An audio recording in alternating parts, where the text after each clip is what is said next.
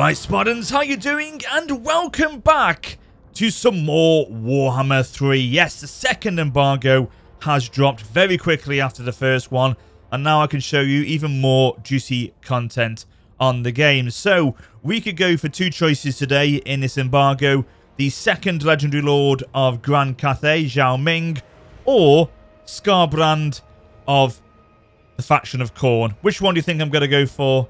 Obviously, I'm going to go for Khorne because I think I'm actually corrupted by chaos. I think they've got me, and I want to show off more of chaos in this video today. But don't worry, I will go back to Grand Cathay and cover both of their Legendary Lords at later dates this week.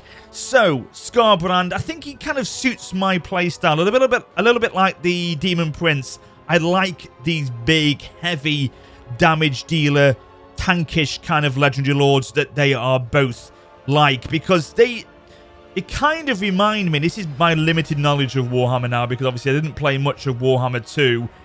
They kind of reminded me of Kolek Sonita and Archeon the Ever-Chosen in Warhammer 1, where you could just buff them up very quickly and they would be absolute deadly units that would cause absolute devastation to the enemies in front of them. And as I say, the Demon Prince and Skarbrand are very much like that, and they become very powerful very quickly. So that's where I like to go. They suit my playstyle. Maybe I am corrupted by chaos, who knows? But yeah, I will definitely go back to Grand Cathay and cover those two very soon in the next few days. But yeah, we're going to go for Skarbrand today.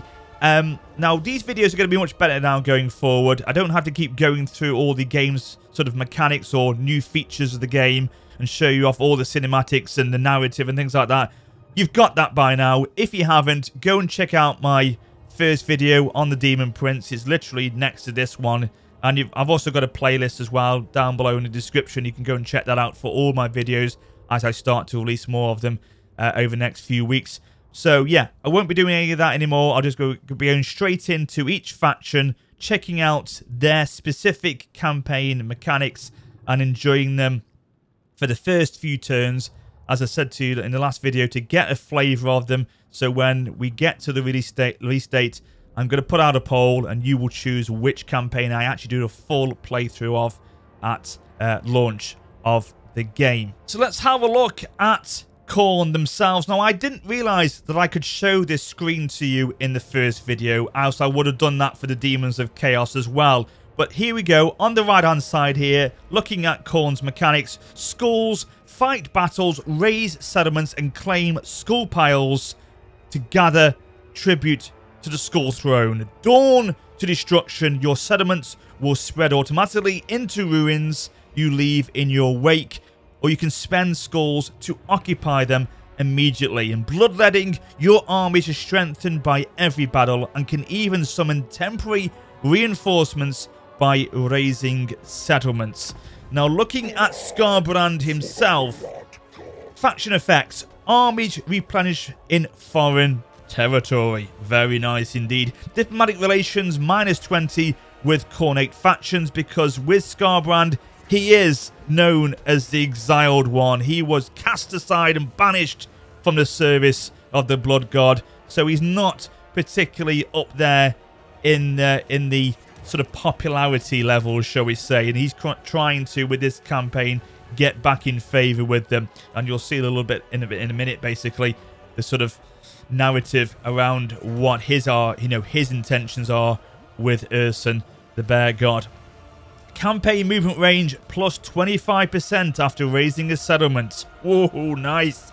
And then campaign movement range plus 35% after winning a battle. And then recruitment cost -35% when in enemy or raised territory.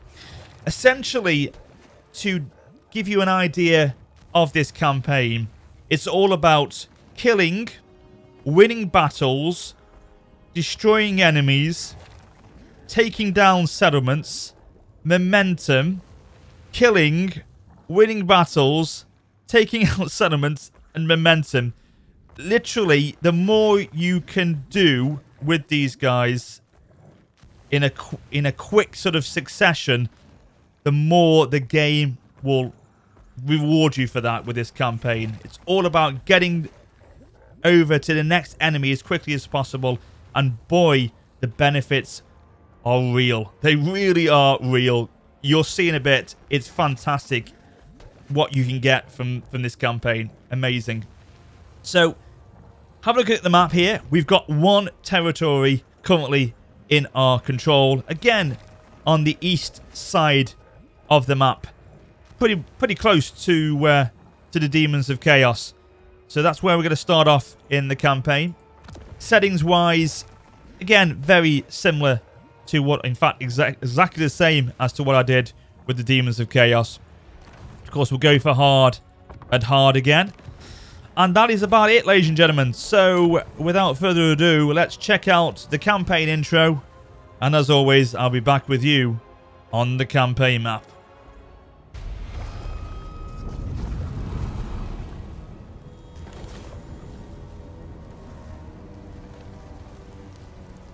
Jagged rocks and rivers of fire. Here I found the greatest of all bloodthirsters.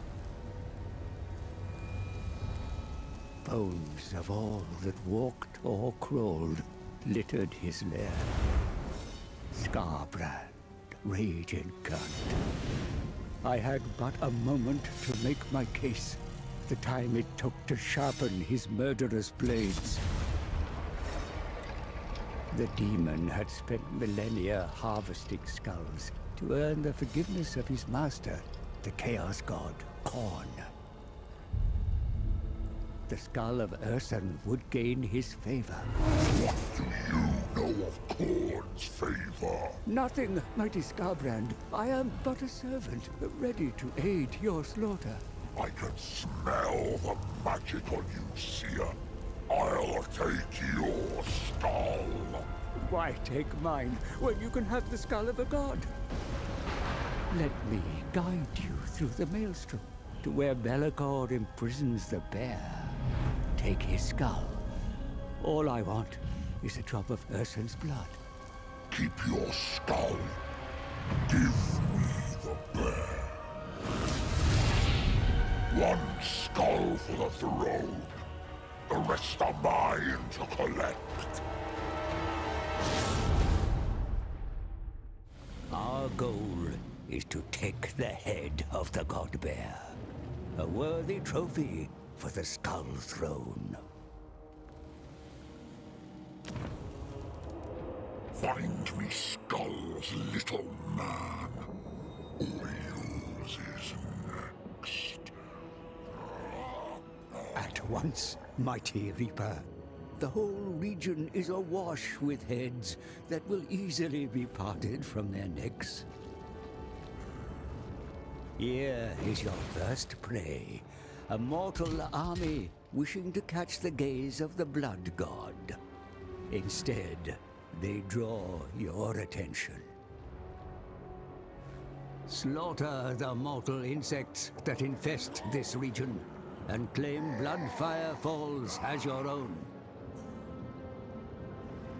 Further afield, you'll find plenty more enemies to rip asunder. The forces of hated Slaanesh cower at the monolith. Or perhaps seek out more of Khorne's disciples. Not to ally with, of course, but to kill. For your father cares not from where the blood flows. In the south, you may encounter greenskins. Then there are the Norse, mortals who will worship you if you let them, or introduce them to your twin axes. If you continue your trail of destruction south, then even richer lands shall be in reach. The fragile souls of Kislev and the Empire will fuel your rise to ultimate power. Only the spineless occupy such settlements. Followers of Khorne bring slaughter, razing everything until there is naught but blood-stained ruins. The more skulls you take, the easier it will be to enter the realm of chaos and seek the dying god. So, Let the blood harvest begin. Skulls for the Skull Throne and blood for the Blood Gods. Welcome to the Exiles of Khorne campaign and Skarbrand the Exiled. So before we kick things off and have a look at the faction mechanics for them, just check out this campaign map. There's fire, there's lava, there's volcanoes everywhere. It really is the epicenter of chaos, death and decay. It looks superb. They have done a fantastic job with the campaign map on this game. There is no question of that. So let's have a look at their mechanics. The Servants of Khorne will automatically wage war on any non-chaos factions that they encounter. We know that. We've seen that with the Demons of Chaos. Now, Khornate factions collect skulls in battle, which you can see up there, 5,000 of them. And they collect them from chaos cults, raising settlements, and from skull piles to appease the blood god. It's all about redemption for Skarbrand. He's got to get back in with the cool kids of the blood god. So hopefully he can do that by collecting some more skulls from this campaign. And skulls are required to capture settlements and research technologies. The armies of Khornate factions accumulate bonuses as they win multiple consecutive battles. So that's what I talked about before, about that momentum, getting as many victories as you can under your belt as quickly as possible. It will really make a difference and give you really positive effects for Skarbrand. It kind of reminds me, my memory's a little bit hazy here, but I'm sure there was a legendary lord in Warhammer, or Warhammer 2 I think it was, either the Tomb Kings or the Beastmen. It could be a different faction entirely from those two, but I'm sure it's one of those two, where again, momentum, winning victories in a very short amount of time really helped to push that campaign forward, and you could end up taking out about, I don't know, 5 or 6 enemies in about 2 turns because of the momentum you were building up from those victories. And I'm sure that happened before, and that very much is the same with Skarbrand. Let me know in the comments if you do know which faction that was. Now, drawn to destruction, the forces of Khorne are incentivized to raise settlements as they conquer. Demonic armies may be summoned when a settlement is raised, and control of a ruined settlement will fall in time to any Khorne faction that partially controls the province that it's in. So that's a very interesting mechanic, because yes, you've controlled the province, or you've got the settlements in that province under your control. There's also ruined settlements that you probably left behind in the past from battles you fought before, but they in time will then fall to your own faction. So that's an interesting thing. You know, you could want to just raise them to accumulate the demonic army from that raising of the settlement, and then later on automatically the settlement will become yours anyway. So interesting to see how that plays out. Now, Khornate factions participate in the Great Game, vying for other followers of chaos to spread the most corruption over the mortal realm. So we'll see how that is as the campaign plays out as well. But yeah, all these mechanics really do give a feel that the campaign for you is about that death, destruction, killing, momentum, rinse and repeat basically. And the more you do it, boy, the rewards will come quickly for you. The support and everything you get from this campaign with extra armies, etc., is exceptional. But you've got to be winning battles for that to be the case. So let's have a look at these mechanics. Now, I'm going to be playing these faction campaigns, obviously, over the next few weeks. And when I'm doing so, I'm not going to be... Obviously, I'll play them out before I start recording a little bit, so I get a kind of idea of how they are going to work in Warhammer 3. But I won't play them too much, so I start to discover things for myself as I play the campaign. So as I'm recording them and you're watching the campaign video, you get an idea of them as I'm learning them myself, basically. It's a bit more of an element of surprise, and I like that. It makes it a little bit more interesting for me than instead of knowing everything beforehand, if you know what I mean. So that's what I'll be doing as we go on with these videos over the next few weeks. But anyway, let's have a look at his first mechanic, this momentum mechanic of the bloodletting. So you've got 4 tiers: maiming, mutilating, murdering, and massacring. And as you can see there, you've got to get a victory train going to build these up. And if you acquire those victories, but then for 2 turns or more you're inactive and you're not fighting anyone, and that momentum is dropping, then so will your tiers that you're at. But as you can see here, very decent bonuses are acquired from these victory trains. So it is definitely in your favor to go and win as many fights as you possibly can. So yeah, hopefully that will be the case today. Looking at his army build, we've got some Bloodletters of Khorne. We've seen them with the Demon Prince. We've also got Blood Crushers of Khorne, our cavalry units, armoured, armour-piercing, anti-infantry. I haven't seen them yet, so we'll check them out on the battle map in a bit. Chaos Warhounds, we've seen them. And then we've got the Blood Shrine of Khorne. This is a crazy magic chariot. It's absolutely insane. It causes a load of damage. It hardly takes any damage, but literally causes chaos on the battlefield. So yeah, I'm excited to show you how that one looks in a little bit. So that's that situation. Over here, we've got Unholy Manifestations. And again, it kind of works in a chain kind of situation where you have to build up chaos corruption. And that then allows you to, again, acquire quite significant bonuses from, look at that, skulls gained from kills, 100%. And you can perform these manifestations, but obviously then you have a cooldown afterwards. I mean, the first one I could initiate straight away, where it summons a small hostile army against Skarbrand to fight against. But obviously by doing that, you gain skulls, you gain favour, and all that sort of stuff. So even though you're summoning an army to fight yourself, it still has a bonus and benefit to doing so by winning the battle. So you can see there is only war, no peace, never peace.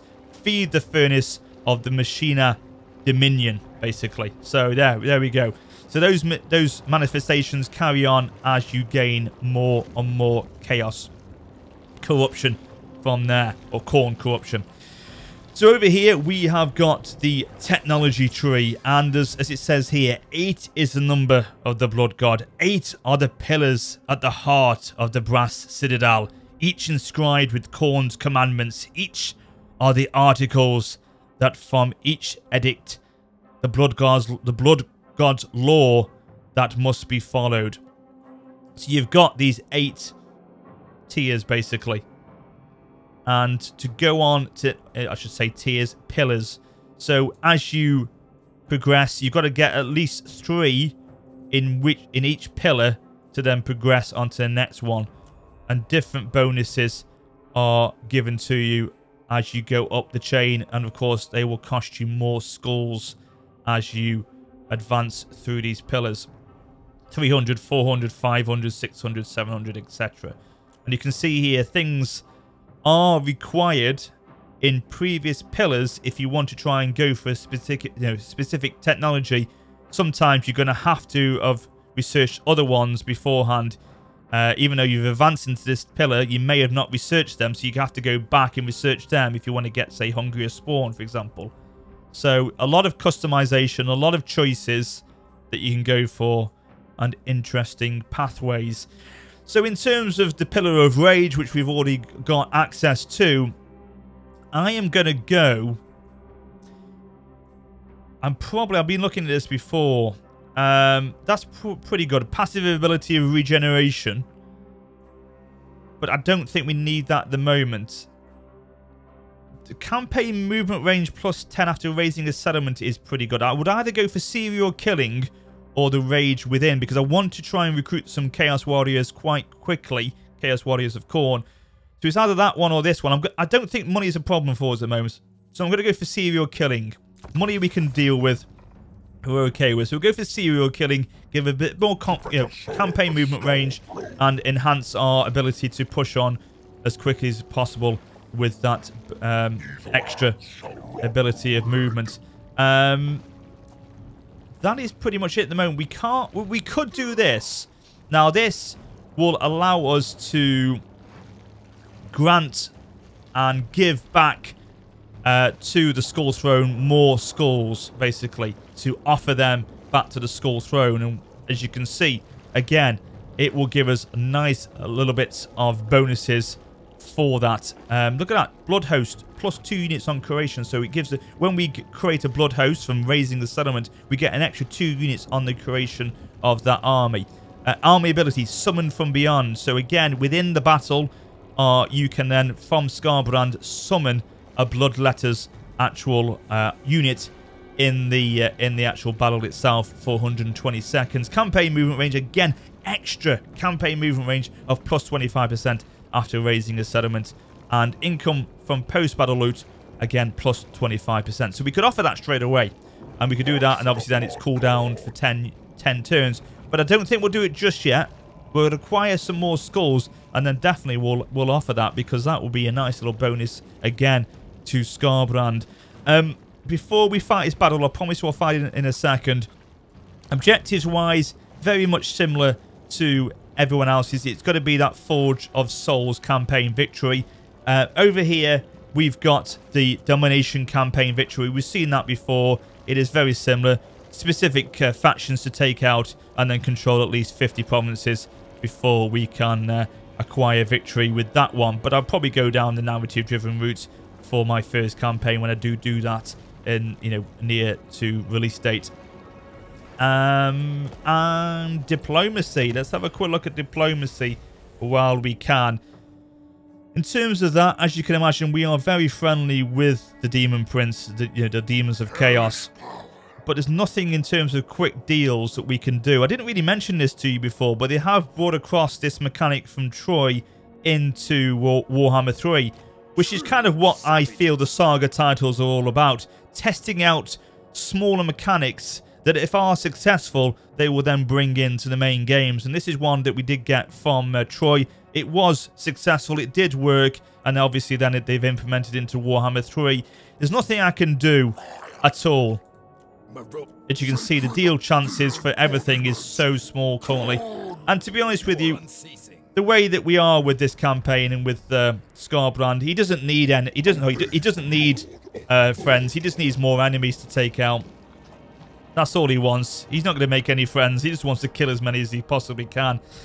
So yeah, enough chit chat, ladies and gentlemen.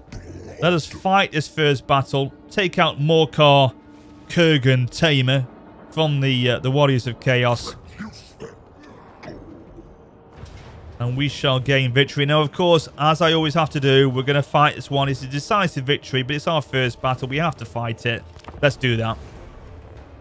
Here we go, guys. Look at this. We're in the center of death here, aren't we? What a grim-looking scene this is. Look at that skull over there. Nice. The skull thrones are everywhere. Right, okay. So, Bloodletters of Khorne on the left flank. We've seen them. Skarbrand himself, as I say, very similar to how I feel the Archeon kind of Legendary Lord is. That massive beast, that tank of a unit that's going to cause absolute devastation in a second. We've got the Blood Crushers of Khorne, our cavalry units. They are Bloodletters, but on cavalry, really, on horseback or whatever these are, these beasts. They're kind of electrified as well. Are they kind of mechanical? I don't know how it works with Khorne. Again, if you know the backstory of them, let me know.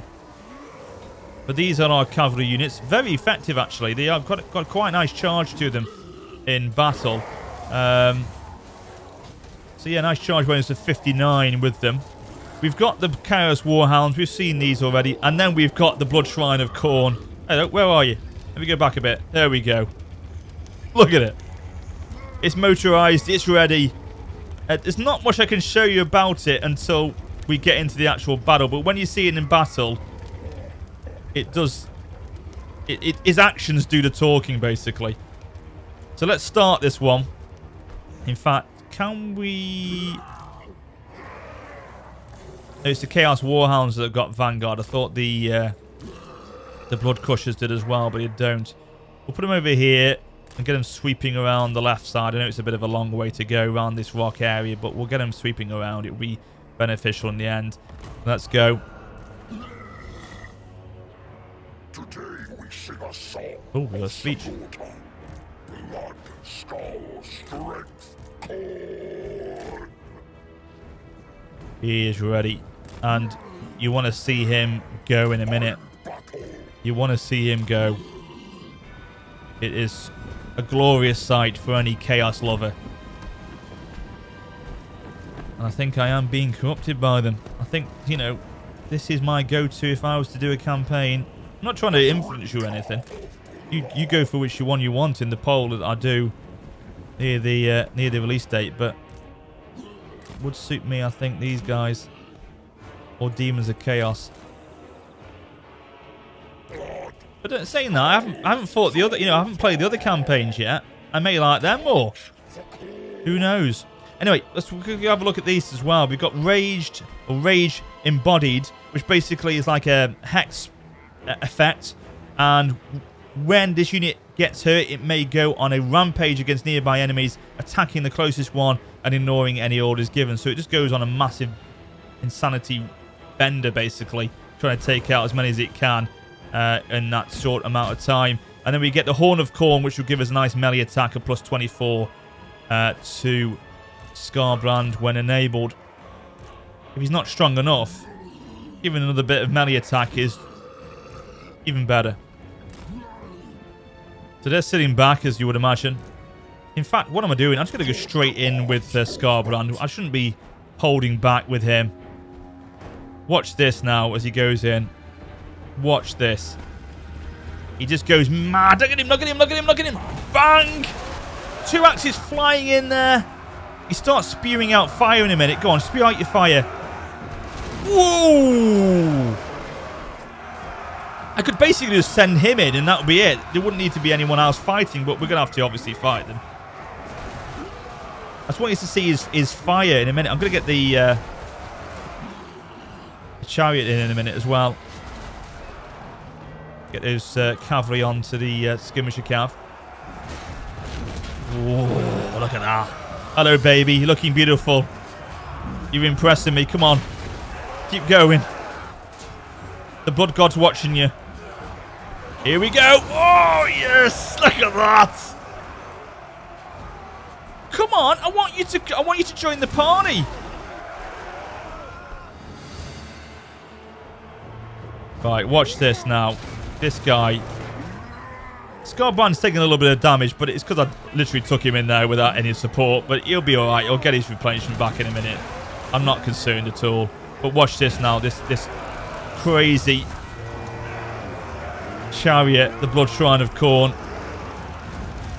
Look at that! Whoa, baby! It's out of control! In a really good way. You got him blowing fire everywhere. This one doing 360s.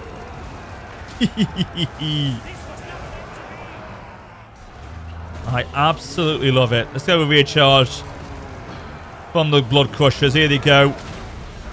Oh, yes, a lovely charge. Flying forward the enemy. The Chaos bloody chariot going round here. Oh, my God. So, as you can see, we've made pretty quick work of these guys. And now it's only a matter of there we go, of time before the victory is sealed. End the battle. Of course it was a decisive victory.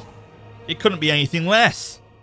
So there we go, decisive victory, and it was quite easy, wasn't it, that one? I mean, you can see there straight away the amount of insane chaos, literally, that Skarbrand and his army can cause. So with that, we have been rewarded 51 skulls, 224 favor or money, and then we've experienced or gained experience of 1, 2, 6, 3 for Skarbrand. And then we can accumulate more skulls, unit replenishment, or total favor. Now, I'll probably go down the skulls route to begin with, but considering we did take a little bit of damage there, I don't want to ignore that. So we'll do the unit replenishment for this battle. The skulls And that's been them absolutely taken care of. And look at this. We've still got loads of campaign movement range back in our locker, basically, because of the fact we just won that battle and we've got more momentum to take forward. So weapon gained, weapon strength plus 14 from the Ogre Blade. And we have got a new mission. Send your new hero to join your army, because of course we won that battle. We got a hero in to the faction. So mission issued, recruit two new units as well. Here he is, Gore French. Right, join the party, buddy. Get yourself training these recruits of ours. Now, he has taken down our movement range a little bit, obviously, because we've just embedded him into the army. I'm not concerned. We can take out the Brass Glacier next turn anyway. We've got that mission now successful. He's now going to start training our troops up. And we've also got a skill increase for Skarbrand. Now, we could go for weapon strength plus 5% and charge bonus plus 5. Or we could go for Route Marcher, which again, I think at this early stage, I would go for Brutal Charge or Route Marcher. I'm going to go for this one to begin with, and we'll go back to make him start, become even more of a tank with his skill upgrades of melee defense, weapon strength, leadership, all that sort of stuff. We will really make him an absolute beast of a legendary lord soon. But we'll go back for Route Marcher now. So we've got extra movement range in our Sentinel. As you can see here already, look at his HP points and everything about him is extremely good. He's got now quest battle as well. He can do Slaughter and Carnage, and that will then activate at rank 10, and we can then go down that quest chain, and these will be his benefits from succeeding in that mission. And we've now already equipped the Ogre Blade. So he's now got that. Unfortunately, it's not like the Demon Prince where, each different weapon will look different for him as a Legendary Lord. Cosmetically, he will still stay the same like this, but we can obviously still do the customization of different weapons and ancillaries and things like that for him. But obviously with the Demon Prince, you actually see that on the campaign map. But yeah, there we go.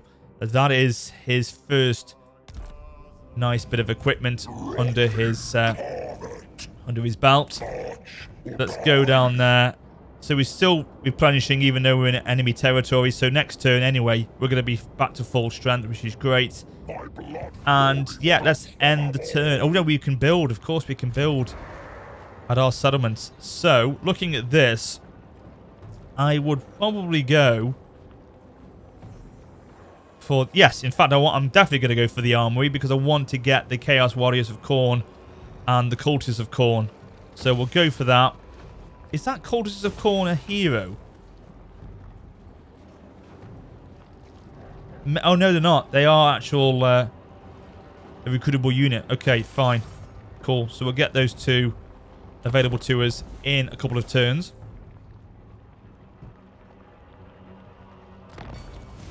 Okay, brass off. Raise or conquer the following settlement, the Brass Glacier. That's what we're going to do right now.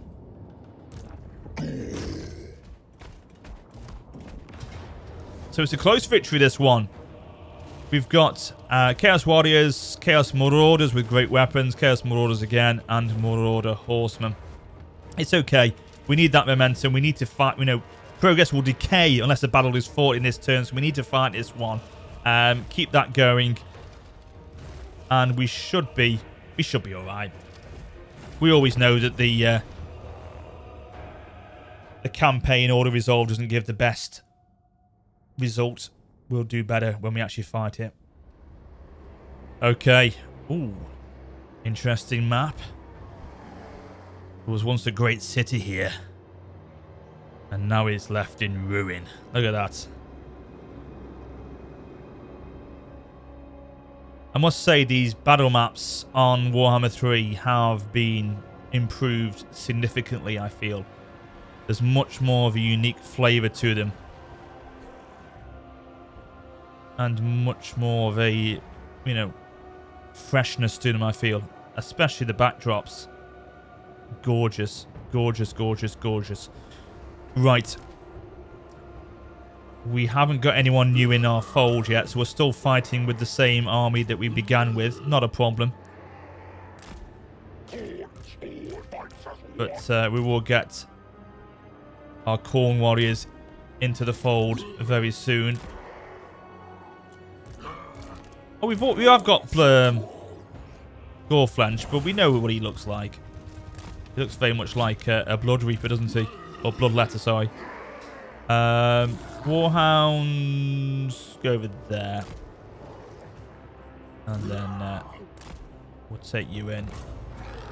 Straight off. So they've got some barricades over there. We can funnel down this way. We're going to get the Bloodletters to go in. Cavalry-wise, we can go down. There's a barricade. They're building a bloody barricade down that way. God damn it. Let's take the cavalry up there. We may go... No, we can't. Can we get down? No, we can't get round there. It's okay. We can take that barricade down. It's not a problem. We'll push on. Get the chariot to push down on that barricade. And we'll take our hero and Skarbrand down this way. This guy, he hardly takes any damage. The chariot doesn't. It's ridiculous how much that he can absorb. So I'm not concerned about him at all. We're drawing out units anyway because of the cavalry going on the left flank. It's drawing away these enemy forces away from their battle. No problem. Oh, no, no. They're pulling away again. It's okay. It's okay. We're going to go down this way. We'll take them a long way around. Oh, God. Skarbrand's gone in. He couldn't resist any longer. He's gone straight into the fight. Let's get our hero in as well to support. He's keeping these guys busy. But again, once he takes this barricade down, the Blood Shrine of Khorne could just go straight in. It really can. Okay. Bloodletter's going in to support there.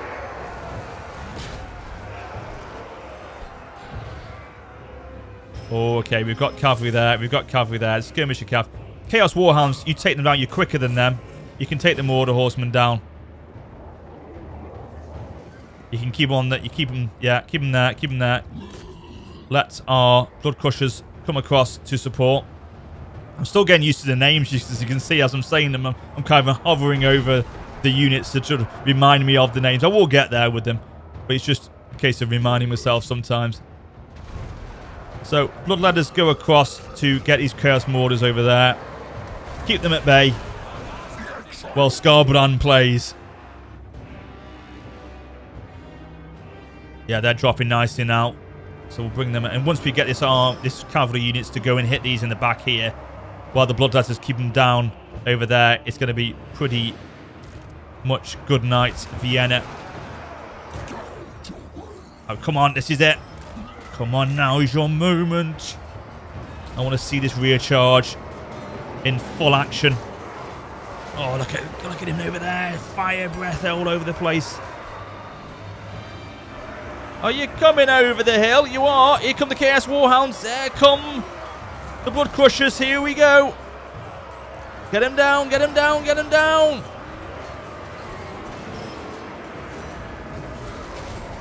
Oh, not bad. I mean, these Warhounds aren't that good for charging. The Blood Crushers are, though. Come on.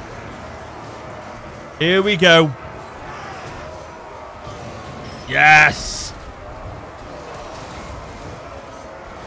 It's a glorious sight. I mean, the game is still running very smoothly. I'm impressed with its performance on the battle map. It's just the campaign map needs a little bit more optimization, I feel. But here, it's running really smoothly.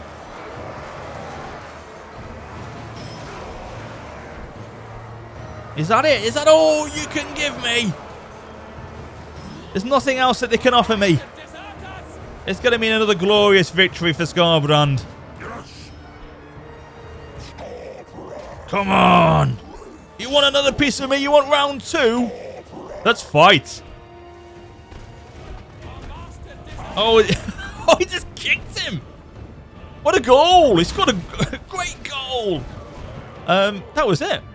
That final charge by Skarbrand, they absolutely pooped their pants. There's another decisive victory. Okay. More skulls gained. Lich Bone Pennant enables magical attacks to assigned units and spell a resistance of 25% to the assigned unit. And, okay, so we could assign that. I'm probably going to assign that to the Blood Shrine. I don't know why exactly. Do I? Yeah, I'll go on. Just to see what happens. Okay, so this is it. We have now got the option to occupy, sack, skulls for the skull throne plus 1,000 or blood for the blood god, which will give us 5% plant unit replenishment and give us this blooded extra additional supporting army. Now, it summons a blood host. The army cannot recruit or exchange units with other armies, so it generates its own army, obviously with its own units in it, and will take damage over time, but its survival can be extended by fighting battles. So I would imagine that as time goes on, it will start to take attrition in its forces, but it can be extended by the momentum of fighting extra battles. It is a supporting army, but it's a massive support to Skarbrand, especially early on in the campaign. So I'm not going to go for it yet. I'm going to go for it in a bit, because I don't think we're ready to have them as supporting at the moment. I think we're okay. So we'll go for skulls for the skull throne. We've raised it. We've got a nice little bit of balance to our total skulls. And we've got a nice new mission. One was successful, and we've got another one issued to us. Gain a bloodletting streak of 3 victories. We've got 2. And maintain the control of the province. Right, okay. Well, we can get that hopefully by them automatically falling to chaos. To Khorne, sorry. As time goes on. So now, looking at the situation we find ourselves in. Let's have a quick look at the skills. Now, I could go for that one. I'm going to go for this one. I'm just going to go, army replenishment again. But I'm going to go for this one. Definitely that one. Brutal charge. That's got him starting to be really strong in his arsenal. Get him to be super tankish. So let's bring back Skarbrand to our territory. I want to then recruit... Oh, I can't yet, of course, because we haven't got the building completed yet. It's next turn. I'm going to go... Again, I'm not worried about money, even though it's costing us a lot of money here. 1,440. I'm going to go for another Blood Letters of Khorne to support the other 2 units. And I'm going to go for another unit of Chaos Warhounds to give us them ability. And I'm going to then recruit 3 units of Khorne warriors when they are ready to be selected next turn. So that's that army. Is that army then destroyed? Have I got... No, there's one over here, the Brass, or the Bridge of Brass. That's the other faction settlement that they've got. Apart from that, they are then game over. So let's go. I'm just thinking, do I...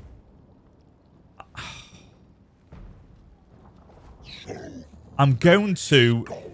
Yeah, I'm going to initiate that next turn, actually. Or in a couple of turns.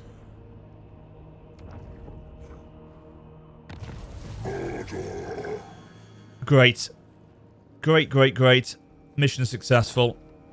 Where are you going? Are you raiding our territory? No, you're not. You're on the borders of the Blighted Grove. Okay. Not a problem to me at the moment. That's a beast unit. That's a beastman army, isn't it? Yeah. Blooded Axe tribe. Okay. Our hero has increased his skill. Well, again, like last time, again I want to make him a fighter, but we're going to give him the ability to boost his training XP for the moment. Right. So, let's go to the border. I don't... The annoying thing is, I've got to fight this flipping battle, and I don't think I can get there. No, I can't. I can't get there this turn. So, He's going to have to go down. It's not a problem. I'm not overly concerned because I want to recruit. Oh, we can go for that. Flesh Hounds of Khorne. May as well build it. I want to get my Chaos Warriors of Khorne. There we go. So why can I not recruit these? I'm not sure. Oh, it is a hero. It is a hero. Okay. So it's like basically like a melee specialist. It looks like it is a melee specialist. Could I recruit one right now? I mean, I may as well, you know, and I could bring it into the army. Weapon strength +4. Coordinate corruption +1. Oh no, I'll go with that one. Cultist of the Blood God. Oh, you can't get over, can you? No, you're going to have to go... Oh, again, increases the campaign movement range. Again. +10. I will send them into further. Oh, God, even better. Even better. So our Chaos Corruption at the moment, our Khorne Corruption is 185. So I could initiate a manifestation right now to fight. I'm not going to, but then that could increase their corruption even more and skulls that they acquire. Skulls for the skull throne. Do I do it? I crave. Do I do it? Just let me just do it. Let me show you what.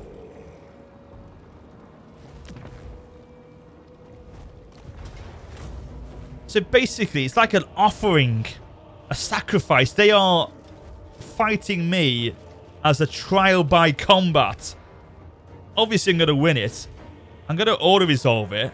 And I'm going to gain from it. It was a test they lost, basically. And I've gained 72 skulls from it. Favor and XP. There we go. And we've also increased our rank from doing so. Just a nice way of boosting us up very quickly. Kill them all. Burn them all. So they are going to be... That's not going to give me any difference, is it? I can put them in camp stance anyway. Just to... Demonic Portal, that is. Sorry, that's... It's still going to give us X... Is it going to give us... Yeah, enables replenishment. Okay. I'm just trying to think. Is there anything else I need to do before we end the turn? So we've got the XP from that. No, I think that's pretty much it. So we'll end the turn.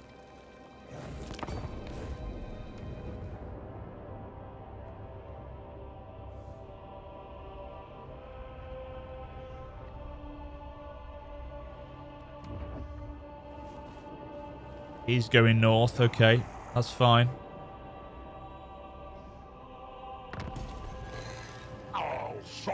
Oh, yeah, that was what I was going to do.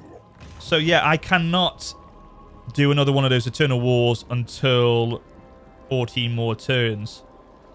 But I've gained extra corruption on my way to Call of Battle, which gives us an extra 50% to the movement range at 1,000 Chaos. I keep saying Chaos Corruption. You know what I mean. Khorne Corruption. Okay, cool. I need to take this right now. Right now. So, of course, that as well, just thought about this.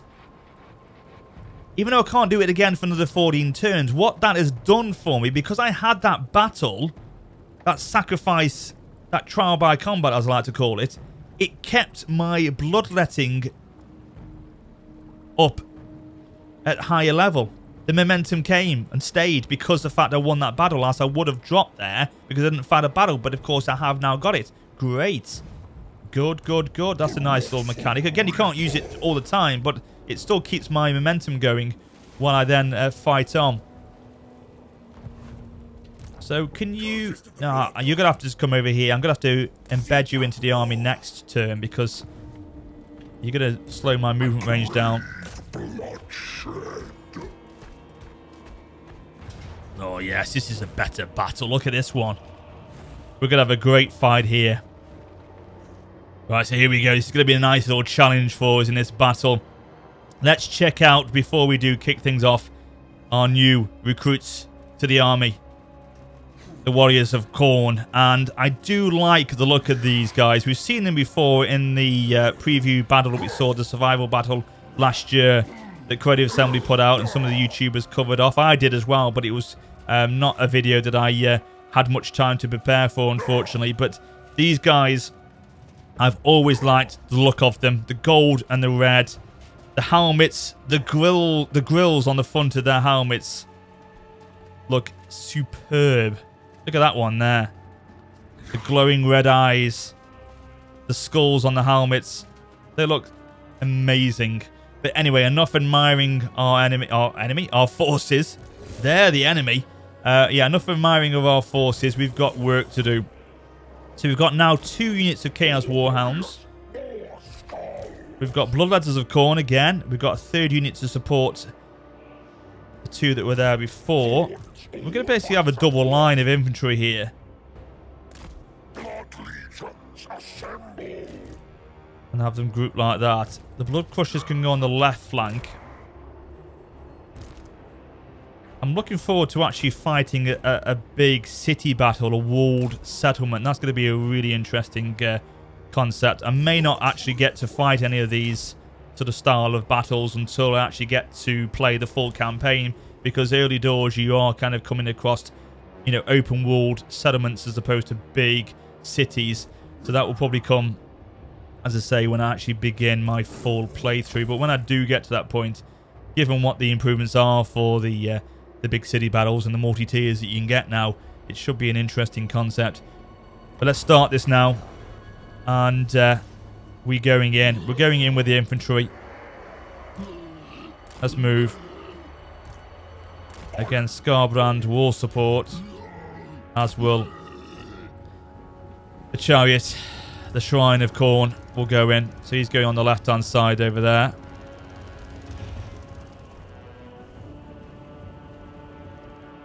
And then we've got our Blood Crushers over on this side. What have they got there? Forsaken. You can take them out.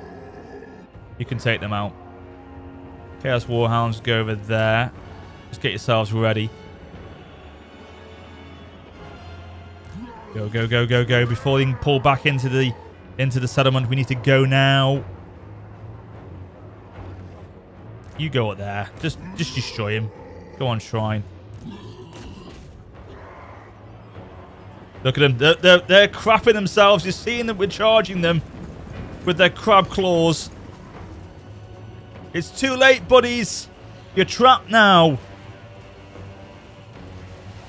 Oh, God. That never gets old, that sight, doesn't it, of charging them in there. Oh, there goes the Shrine.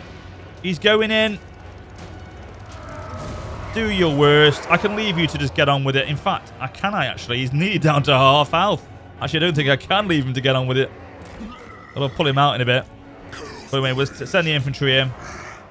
Yeah, we'll take him out, actually, because he's going to start taking down a lot of damage, actually. He's taking on too much. He gets too cocky. I can't keep him intact. He's got a mind of his own. Can you come out, please? Come on, come on, come on, come on. Go, go, go. I don't want you in there anymore. Thank you. Chaos Warhounds, take out those Chaos Marauders. You can do that. Right. They were dealt with. They can be dealt with again because they've replenished back to the fight. So we're going in now. We've got support from infantry. In fact, the Chaos Warriors of Khorne, just hold back a sec. Just hold back. Let the Bloodletters go in with the 2-handers to begin with.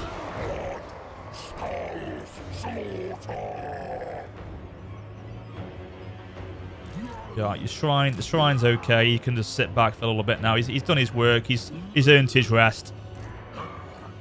So as you can see here, we are quite outnumbered. Nearly 2 to 1. It's not a concern.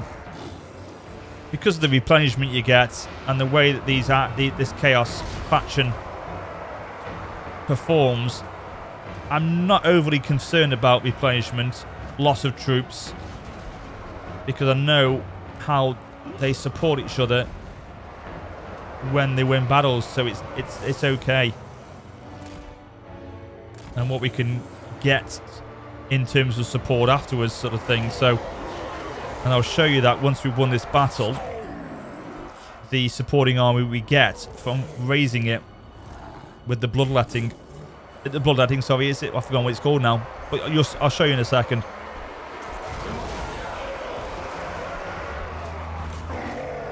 But again, Skarbrand doing his worst. And when I say that, I mean in the best possible way.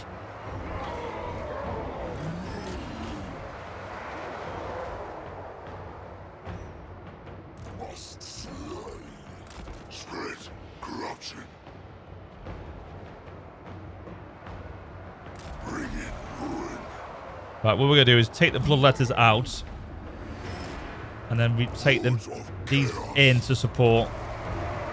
Fresh units can go into the fight. A little bit of a switcheroo. I'm constantly monitoring the health of Skarbrand. He's fine. He's not an issue at all. Nice recharge from the Blood Crushers. They're getting XP nicely now.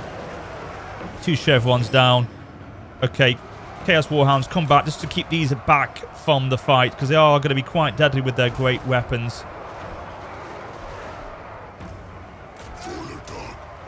We can also enable the 25 plus melee. I've actually done it on the Chaos Warriors of Khorne, which is okay. Give them a bit more extra fight. What are you doing? Warhounds, get in there! You gotta... Oh shit, we're gonna sandwich in the Blood Crushers here. I didn't want to do that. Let's pull them through over there. See, the Bloodletters can have a rest now.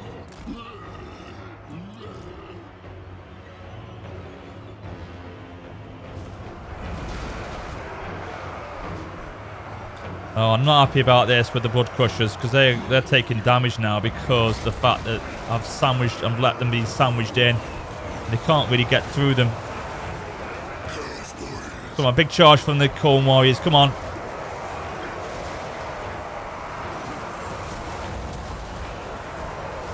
You keep these guys busy.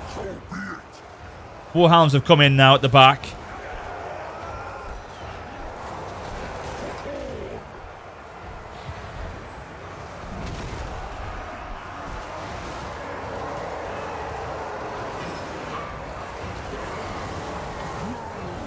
They're alright actually, the cavalry. They're not doing too bad. I'm watching them. I'm watching them.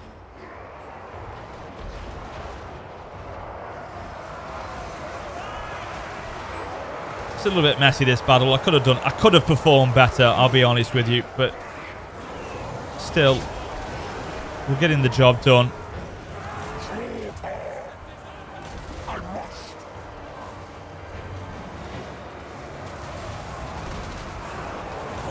Right, go and get this Marauder Horseman.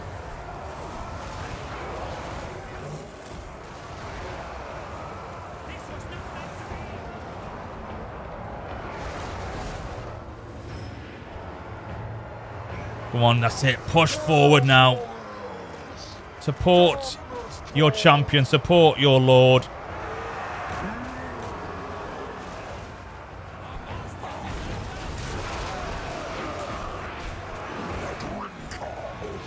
Go on a massive rampage with him.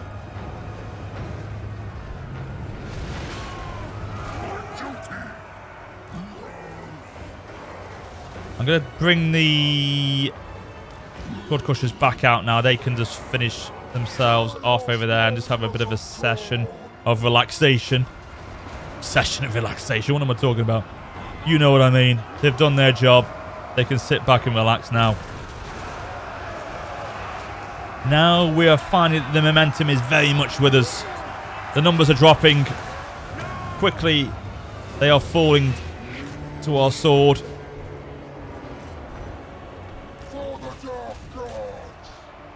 And we are gaining the victory. Hopefully very soon.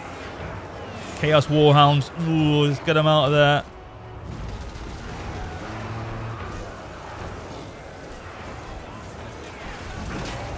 Come on. Give him that extra melee attack. On the Horn of Khorne.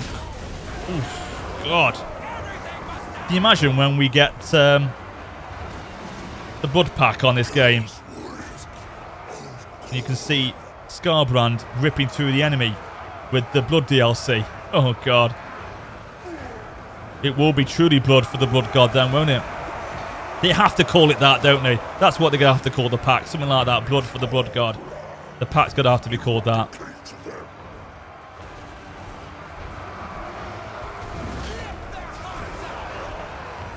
They keep coming back for more. They don't know when they're beaten.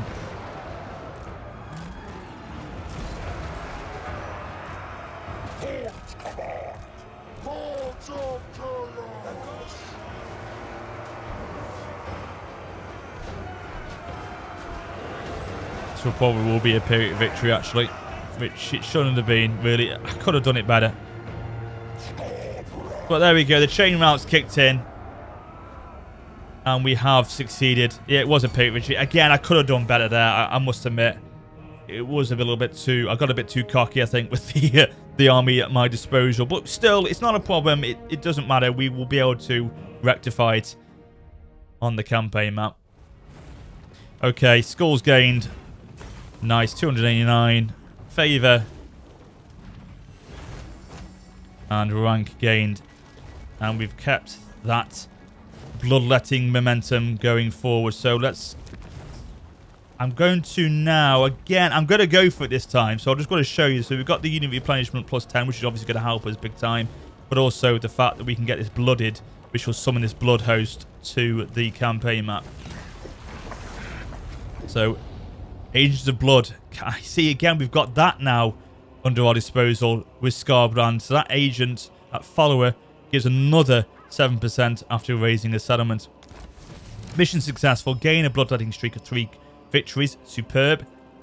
And we have got... Where is it? There they are. That is the new army that's been summoned. They will decay, but they will survive longer if we keep winning battles. Blood Shrine of Khorne. Skull Cannon. Flesh Hounds of Khorne. Blood Dancers of Khorne. And then our Lord of a Blood Host. So, there we go. Now, what I would do now is I would go down and take out this faction once and for all and get them down and destroyed at the Twisted Towers. But I have to say I'm sorry. I'm going to have to stop it there, guys, because as you know with these embargoes, I've got time limits. So I need to do other videos, obviously, before the next embargo is released. But in order to do that, I need to keep these videos under a certain amount of time to ensure I've got enough time to do the other videos before the next embargo. There's a lot to take in, guys. You know, it's not easy. You have to work things out, but you know what I mean. I've got to get other videos done within the time limits available. So I'm going to have to stop this one here. I hope you've enjoyed it anyway. It's been really... I've really enjoyed this one today. I've had a lot of fun with this campaign. It's definitely so far the one I would go to. I thought the Demon Prince was good. I would probably choose this one over the Demon Prince as a full campaign playthrough. But yes, there's another 7 to go, I think, or 6 to go before we make the final choice. And you never know, I may find another one more enjoyable than this one. But this is going to be quite hard to top, I can tell you that. Before we go, though, let's just have a look at our skills. We're going to obviously go for a little bit more here. I would go for now probably the casualty replenishment. Go for that one. Boost that up. I would then go into encamp stance. That would help with replenishment even more. Jaeger, I'd put you into the fold, so you give an extra campaign movement range. So you've got that. In fact, this guy's got more skills to give him. So I'd probably put that up there, giving an absolute boost to his melee defense and weapon strength. And then if I look at his character details, so he's got the Ogre Blade, Lichbone Pennant, and he's now got that Agent of Blood as his ancillaries. I've also got a skill increase for our hero. So I'll probably go down for the Brutal Charge there, make him a little bit stronger in the battle. So that, yeah, okay, we've lost a little bit of forces in that previous battle at the Bridge of Brass.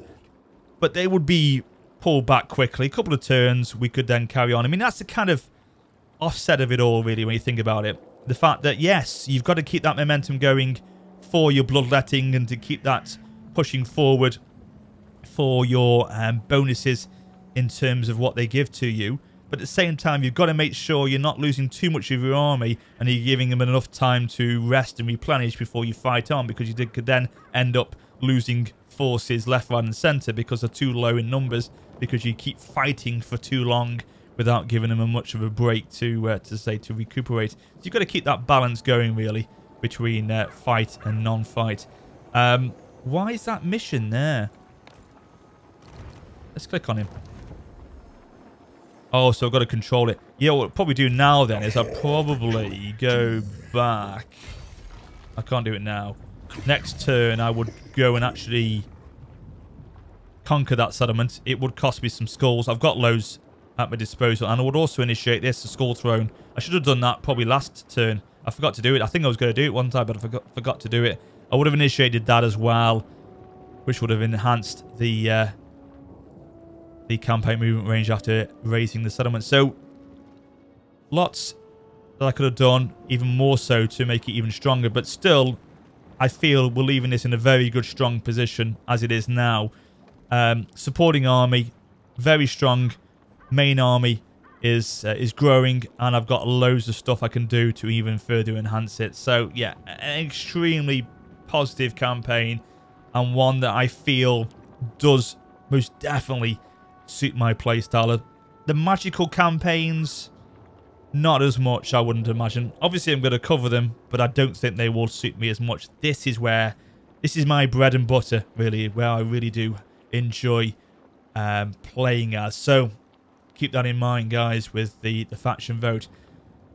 Okay, enough's enough. I've got to go. Thanks very much for watching, guys. If you have enjoyed this episode today, you know what to do. Smash the like button. Appreciate your support as always. And until next time, take care and farewell, and blood for the blood god, and skull for the skull throne. Bye.